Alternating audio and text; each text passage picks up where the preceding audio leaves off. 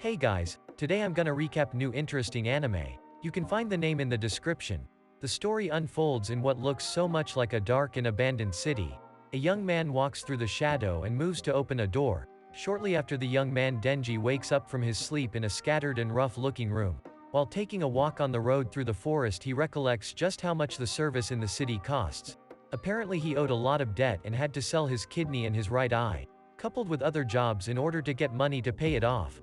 However, his efforts are not enough, as it seems like his debt only keeps increasing, since he still owes over 38 million yen in debt. Still on the subject, his devil dog Pochita barks and he remembers that they have come to kill a devil. He's here since a dead devil will make his debt 300,000 yen less.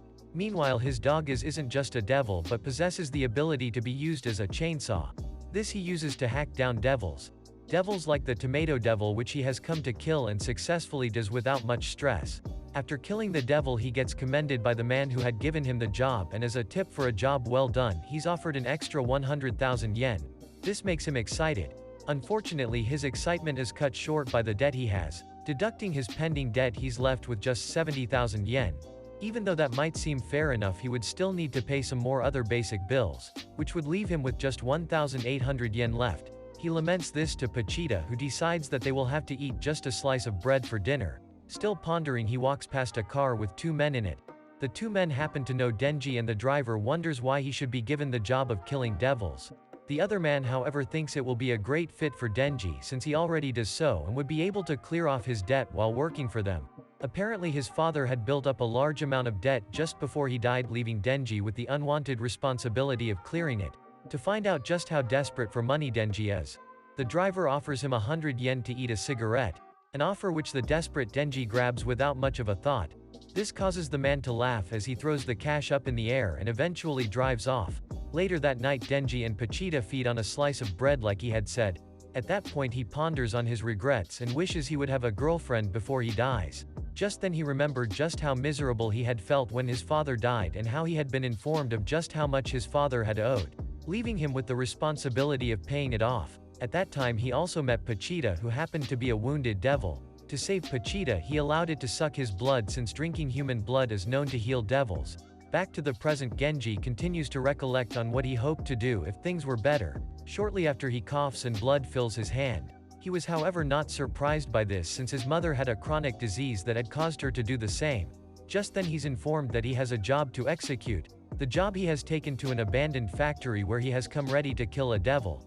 Unfortunately, the man who had brought him there happened to be the same man he had been working for a while. Now, to pay off his father's debt, the man complains about just how much he can't stand Denji's stench, since he likens him to a dog. In the blink of an eye, Denji realizes that he has been stabbed from behind.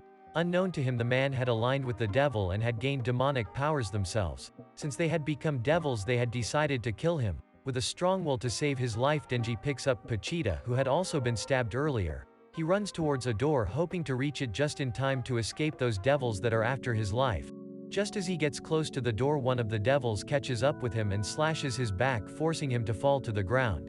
This allows the other devils an opportunity to catch up with him, and they all continuously stab him. After killing him, the devils put him in a dump together with Pochita. In the dump, drops of Denji's blood get into Pochita's mouth, giving it the healing power that devils have been rumored to have upon taking human blood. When Pochita gains consciousness, he remembers a wish which Denji had made earlier. Apparently Denji had begged Pochita to take over his body in the event of his death.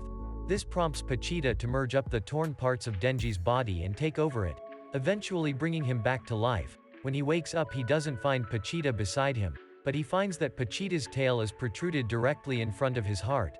This makes him realize that his loyal pet had taken over his body like he had wished for it too. Now hungry for revenge, he bursts out of the dump ready to fight off the devils. At first the devils cover him up, making it seem like he had been eaten. But shortly after, he sprouts up from them, revealing himself now with the chainsaw abilities that Pochita had earlier possessed. With this ability he slashes past the devils, aiming mainly at the main devil. Getting his chance, he slices the main devil in half and makes sure to kill the other ruthlessly. After the massacre, a lady walks in with the two men. They see the massacre and Denji standing in the dark. At first they are skeptical about what he really is. Just then the lady walks up to him and hugs him at his request. This causes him to change back into his human form. Shockingly, the lady offers two choices: to be killed as a devil or to join them as a human. He accepts the offer and joins them. The leader of the public safety, devil hunter Makima, looks at him and tells her he's sorry as his stomach is grumbling. She replies to him and asks him what his name is. He tells her it is Denji. She looks at him and tells him that from that day on he is going to be her slave. He looks at her and remembers when he met her. He says Makima looked like a very nice person and he doesn't know why she wishes he was a dog. He sits back. However, his stomach makes the same sound again. He looks at her awkwardly, and as they pass through the toll gate she reminds him that they have not taken a break since morning, and she thinks it's a good time for a break. She says they should stop at a neighboring restaurant and eat, but he tells her he has no money. She tells him he need not worry about money. They stop at a restaurant as she had suggested. As he looks at the food available and he eventually asks for udo and sausage, but he suddenly faints. He rests his head on Makima's body and tells her she smells nice. He tells her he assumes he has lost a lot of blood due to the transformation process, and that explains why he feels that weak. She has a great scent organ, so she has sensed a demon inside of him, but she certainly doesn't understand how this possible. As they talk, Denji collapses again. He wakes up by a bench beside Makima and the first thing he says is udon. He sees the meal right in front of him and he asks Makima if he can eat. She tells him yes, and asks him if he can eat himself. He says he could, but he reconsiders his words, hoping that she can feed him. He asks her for her name, and she tells him she is Makima, and he asks her if there is a type of guy she likes. After thinking about this question, Makima tells him she likes a dingy type of guy. You can see his face get completely blown up by the excitement. She takes him to her workplace. She takes him into her office and gives him his office cloth. Makima tells him that after he dresses up she will introduce him to a colleague.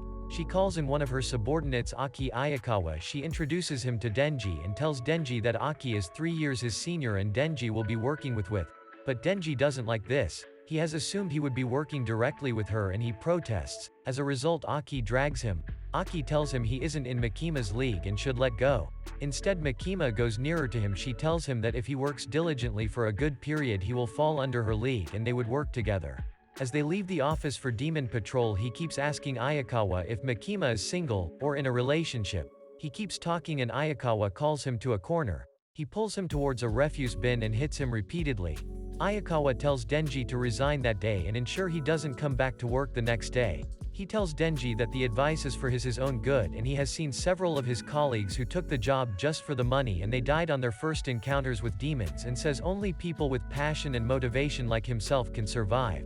He throws his cigarette at him and spits on Denji's body. However, as he turns his back, Denji stands up and attacks him. He hits him right in the After hitting Ayakawa balls, he tells him that he ate udon and the sausage today for the first time in many years and was treated like a man. He says even if he has to die he will ensure he dies for such an experience and he will die to protect what he felt. Aki stands up again and hits Denji. He tells him he doesn't deserve Makima. But Denji again hits him in his balls. Denji drags him back to the office. He takes him to Makima's office and tells her that Ayakawa got into a fight with a demon that busted his nuts. Ayakawa defends himself and tells he is lying. Instead of supporting any of these sides, Makima comments that they are getting along. She tells him Denji is a human but he can also transform into a devil. So Denji will work with them for life, and if he resigns or betrays them he will be treated as a demon and then killed. On their way out for patrol, Ayakawa tells Denji that he will be staying with him. On the first day at Ayakawa's house, Denji scatters the house. He spends a long hour in the bathroom. He goes to the toilet where he sleeps and wastes all the toilet paper. Ayakawa is frustrated already. They get a notification that a fiend is sighted at a house. Ayakawa goes there with Denji.